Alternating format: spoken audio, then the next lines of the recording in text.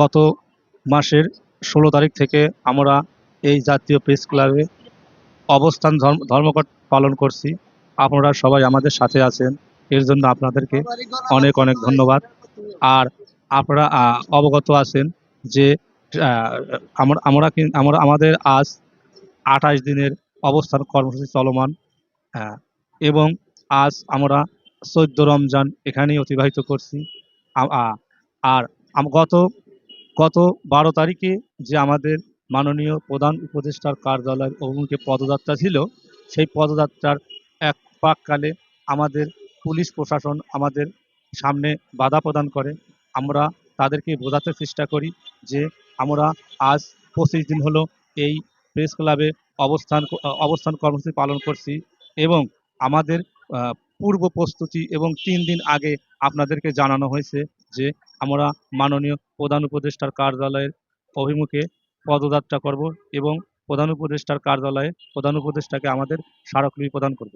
তারপরও তারা আমাদের কথার কোনো কর্ণপাত না করে আমাদের উপর প্রথমে জল কামান নিক্ষেপ করে, তারপরে লাঠিচার্জ করে।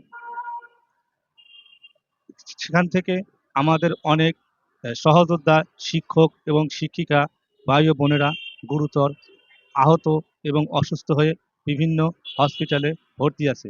আপনারা ইতিপূর্বে শুনেছেন যে আমাদের সিরাজগঞ্জের এক শিক্ষিকা, বাগেরহাটের দুই শিক্ষক এবং ভোলা জেলার আরও ২জন শিক্ষক, আমার জানা মতে এই ৫-৬ জন শিক্ষক এখনো গুরুতর অসুস্থ এবং হয়ে তারা বিভিন্ন হসপিটালে ভর্তি আছে।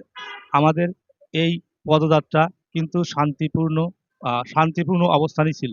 আমরা কিন্তু শান্তিপূর্ণ অবস্থানে, এবং আমরা আহ, সুন্দর এবং সুশৃঙ্খলভাবে আমরা কিন্তু মাননীয় প্রধান উপদেষ্টার কার্যালয়ের অভিমুখে পদযাত্রা করে তাকে আমরা স্মারকলিপি প্রদানের জন্য এই জাতীয় প্রেস ক্লাব থেকে আহ, যমুনার অভিমুখে রওনা হই। কিন্তু হঠাৎ তারা যে আমাদের সঙ্গে যে আচরণ করেছে, সেই আচরণের তীব্র ও নিন্দা জানাই বাংলাদেশ বেসরকারি প্রাথমিক শিক্ষক সমিতির পক্ষ থেকে। তাই আমরা মিডিয়া কর্মী আহ, মিডিয়া কর্মী ভাইদের মাধ্যমে আমরা জানাতে চাই যে আমাদের এটা কিন্তু ন্যায্য দাবি। আমরা সারা বাংলাদেশ থেকে প্রায় ৪,১৫৯টি বিদ্যালয়ের জন্য আমরা এখানে দীর্ঘদিন দীর্ঘদিন এখানে আমরা প্রথমে সাংবাদিক সম্মেলন, তারপরে মানববন্ধন, তারপরে অবস্থান কর্মসূচি, অনশন কর্মসূচি, বিভিন্ন ধাপে কিন্তু আমরা শান্তিপূর্ণ অবস্থান কর্মসূচি পালন করে আসছি। গত ১৮ সাল থেকে আমরা কিন্তু এই অবস্থান কর্মসূচি পালন করে আসছি। কিন্তু আমাদের এই অবস্থান কর্মসূচি পালন করার পরেও এই ঊর্ধ্বতন ঊর্ধ্বতন কর্তৃপক্ষ কিন্তু আমাদের এই বিষয়গুলো নিয়ে কোনো কর্ণপাত করেনি। তাই আমরা এই মিডিয়া ভাইদের মাধ্যমে সারা বাংলাদেশে জানান দিতে চাই যে আমাদের অবস্থান কর্মসূচি এখনো চলমান আছে। আপনারা আমাদের এটা ন্যায্য দাবি। আমরা এই দাবিটাকে বাস্তবায়নের জন্য আমরা এখানে সমবেত হয়েছি। আমরা অবস্থান কর্মসূচি পালন করছি। আমরা আমরা আমাদের ন্যায্য দাবি যতক্ষণ পর্যন্ত আমাদের ন্যায্য দাবি আদায় না হয়, ততক্ষণ পর্যন্ত আমরা এই জাতীয় প্রেস ক্লাব থেকে আমরা যাব না। আপনারা জানেন যে আমি এর আগেও বলেছি যে আমরা কিন্তু এখানে আজ ২৮ দিন অবস্থান কর্মসূচি পালন করছি, এবং আজ সহ ১৪টি রোজা কিন্তু রমজান কিন্তু আমরা এখানেই অতিবাহিত করছি। আমরা কিন্তু আমাদেরও ছেলে মেয়ে আছে, বাবা মা আছে, তারা আমাদের জন্য চিন্তা করছে। আমরা ঢাকাতে অবস্থান করছি, কি খাচ্ছি না খাচ্ছি, তারাও আমাদের জন্য অনেক চিন্তা করছে। আমরা আসলে অসহায়। আমাদের এই অবস্থান কর্মসূচিকে আমি ঊর্ধ্বতন কর্তৃপক্ষের কাছে দৃষ্টি আকর্ষণ করব।